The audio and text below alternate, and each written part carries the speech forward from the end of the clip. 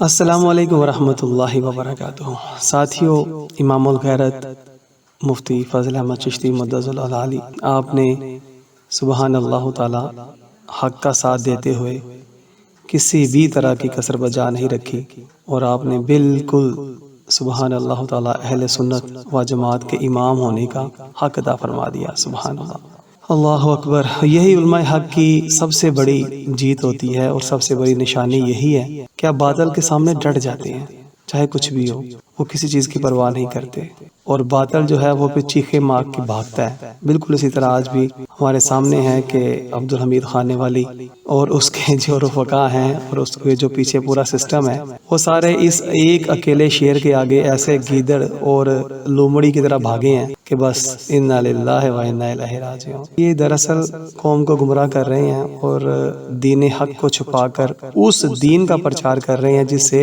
ان کے آقا، جو ان کے سرپرست اعلیٰ ہیں، وہ مطمئن ہیں اور خوش ہیں اور راضی ہیں۔ آئیے قبلہ مفتی عرب و عجم کا جو آخری پیام آیا ہے ملتان شریف سے، اس کو سماعت کرتے ہیں۔ ناظرین السلام علیکم ورحمۃ اللہ۔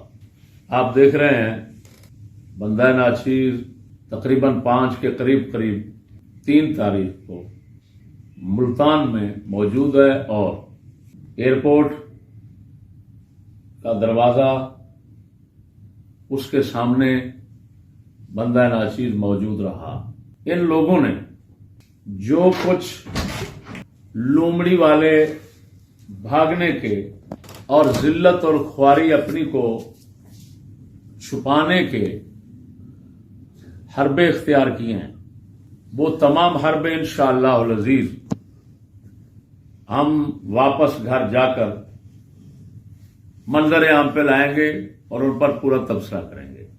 ان حربوں میں سے ایک عجیب و غریب حربہ خانے والی ضلعی جماعت اہل سنت کی طرف سے، جو شوکت سیالوی کی ترجمانی کے ساتھ ایک نئی ریکارڈنگ منظر عام پہ آئی ہے، ہمارے سامنے آئی ہے، جس میں وہ یہ کہہ رہا ہے کہ بندہ ناچیز کو مخاطب کر کے کہ یہ چلے جائیں، اور 1 ہفتے کے بعد اپنا نمائندہ بھیجیں، اور جماعت اہل سنت دونوں کو بٹھا کر پھر افہام و تفہیم کے ساتھ مسئلہ حل کرائے گی۔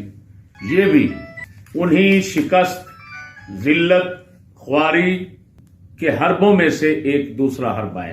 ہم کوئی اچانک نہیں آئے، یہ تو خانے والی کے عمرے پر جانے سے پہلے یہ سلسلہ مناظرے کا چل رہا تھا۔ وہ جگہ جگہ چیلنج دیتا تھا، اور انتہائی غلیظ الفاظ کے ساتھ۔ آخر کتنا دیر بندہ برداشت کرتا ہے؟ میں سنتا رہا ہوں۔ میں صرف جیسے پہلے بیان کر چکا ہوں کہ میں جو ان کا انجام آج آپ دیکھ رہے ہیں، میں یہ پہلے سمجھتا تھا اور دیکھ چکا تھا کہ ان کا یہ انجام ہونا ہے۔ یہ شخص اس قابل ہی نہیں ہے کہ ہمارے سامنے تھوڑی دیر کے لیے بیٹھ جائے، ہمارے شاگردوں کے سامنے نہیں بیٹھ سکتا۔ اس کا مبلغ علم سب کچھ میں جانتا ہوں۔ اب سوال یہ پیدا ہوتا ہے کہ اگر یہ خانے وال کی جو جماعت اہل سنت ہے نام نہاد، اس نام نہاد کی طرف سے جو کچھ آپ مفاہمت کے لیے اور افہام و تفہیم کے لیے اقدامات کرنے کا اعلان ہوا ہے، پہلے کیوں نہیں ہوا؟ یہ تو بات کب کی اٹھی ہوئی تھی۔ اب پھر بھی عجیب بات یہ ہے، ان ذلت خواری نے ان کو اتنا ذہنی مفلوج کر رکھا ہے کہ یہ مثبت بات نہ کر سکتے نہ سوچ سکتے۔ یہ کیا کہہ رہا ہے شوکت؟ یہ کہہ رہا ہے چشتی صاحب ہفتے کے بعد نمائندہ اپنا بھیجیں، تمہیں شرم نہیں آتی؟ میں کیوں بھیجوں؟